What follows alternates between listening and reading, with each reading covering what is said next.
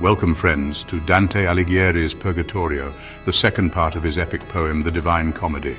Here, souls embark on a journey of atonement, seeking purification and a return to divine grace. 7 terraces await them, each reflecting the 7 deadly sins that plagued their human existence. Prepare to explore the symbolic punishments tied to each deadly sin as we transition from darkness to light, reflecting spiritual purification. Our journey begins on the first terrace, where the prideful souls bear the physical manifestation of their arrogance. Imagine massive stone burdens crushing in their weight, pressing down upon their stooped forms. Each step a monumental effort, a constant reminder of the heavy toll pride takes on the human soul. Yet there is a certain nobility in their struggle. They understand that true strength lies in humility, in acknowledging their flaws and seeking forgiveness. The air is thick with the weight of their remorse, the echo of their whispered prayers for deliverance. The beauty of transformation, of souls striving to shed the shackles of their past transgressions. Even in the darkest of times, hope still flickers, guiding us towards the light. The path of Purgatorio leads us to the second terrace, a place shrouded in chilling silence. Here the envious souls wander aimlessly, their eyes sewn shut, condemned to dwell in darkness. Unable to see the blessings bestowed upon others, they are consumed by their own bitterness.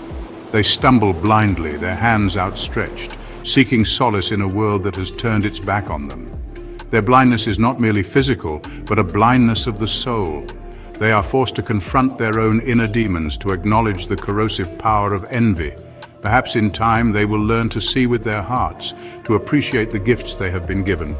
Only then can they hope to break free from the chains of their own making. The air grows thick as we ascend to the third terrace, a realm consumed by a perpetual haze. Here the wrathful souls writhe and cough, lost in a blinding fog that mirrors their fury. They stumble through this suffocating cloud, their lungs burning, their eyes stinging. In this blinding haze, they are forced to confront the consequences of their actions. They are haunted by the faces of those they have wronged, the pain they inflicted etched into their being. Each burning breath, each agonizing cough is a step towards clarity, a release from the chains of their anger. The path ahead is long, but with each passing moment, the smoke begins to dissipate, revealing the possibility of redemption. The landscape shifts as we reach the fourth terrace, a place of ceaseless motion.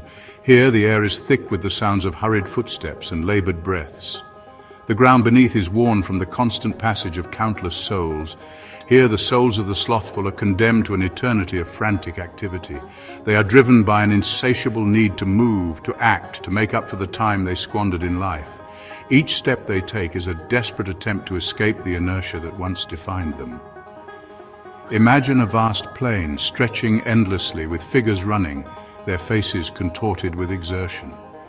The horizon offers no solace, only the promise of more ground to cover. Their bodies are pushed to the brink, yet they cannot stop.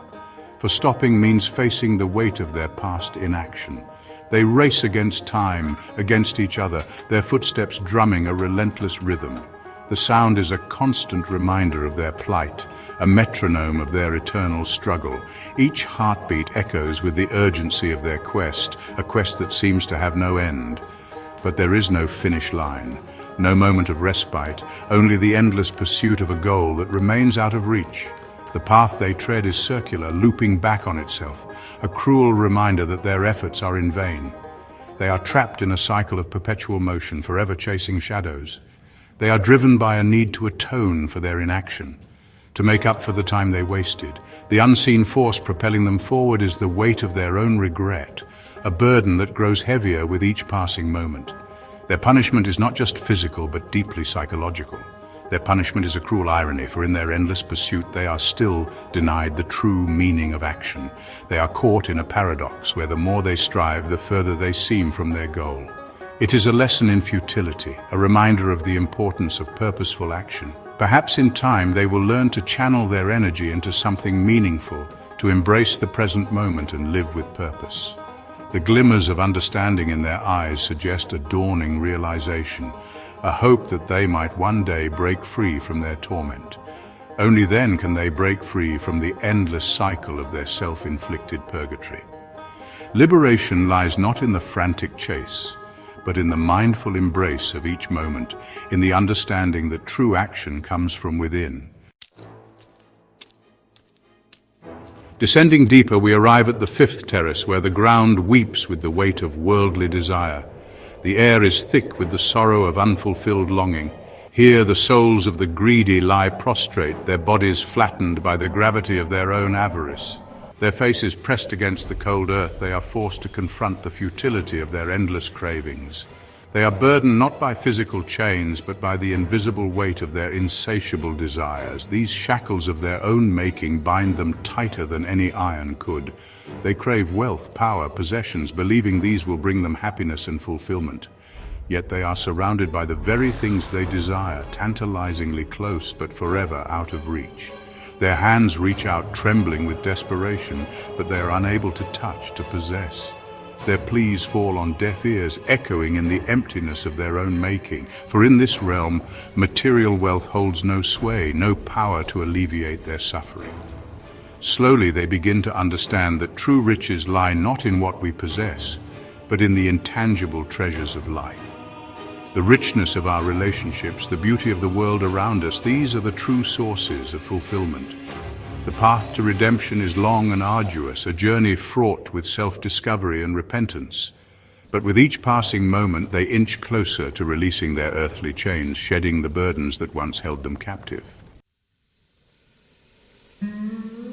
The air grows heavy with a tantalizing aroma, a scent so rich and inviting that it seems to wrap around you, pulling you deeper into its embrace.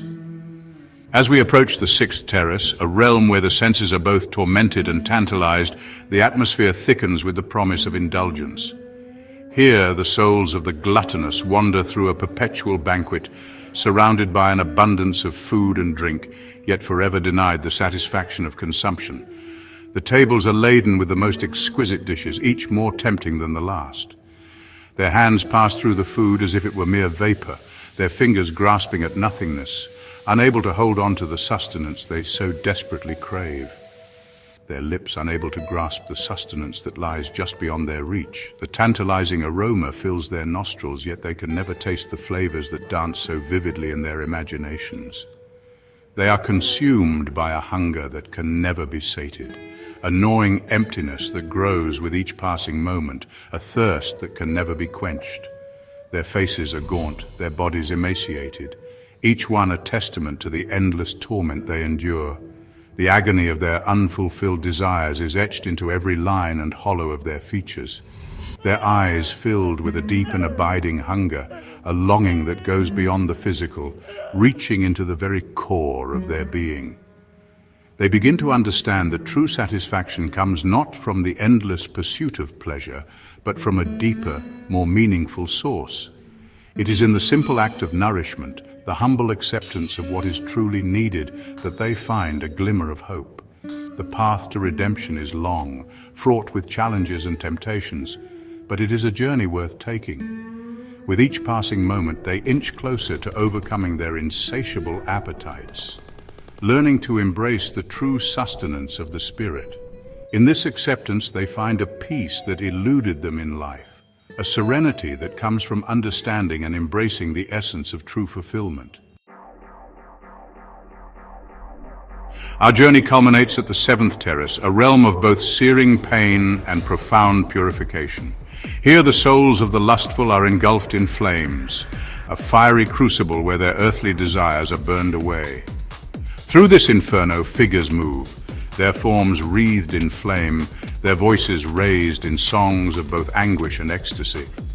The flames that engulf them are not a punishment, but a necessary purification. With each passing moment, they are being cleansed, their souls stripped bare, their spirits forged anew. They emerge from the flames, not unscathed, but purified, their souls tempered by the fire. We are reminded that even in the midst of our deepest desires, there lies the potential for transformation. As we ascend from the depths of Purgatory, we reach the earthly paradise, a symbol of hope and spiritual renewal. Here the air is sweet, the landscape lush and vibrant, a stark contrast to the terraces below. We have witnessed the struggles, the pain, the ultimate redemption of souls seeking atonement. Thank you for joining us on this dark yet poetic journey through Dante's Purgatorio. May its lessons stay with you, guiding us towards the light.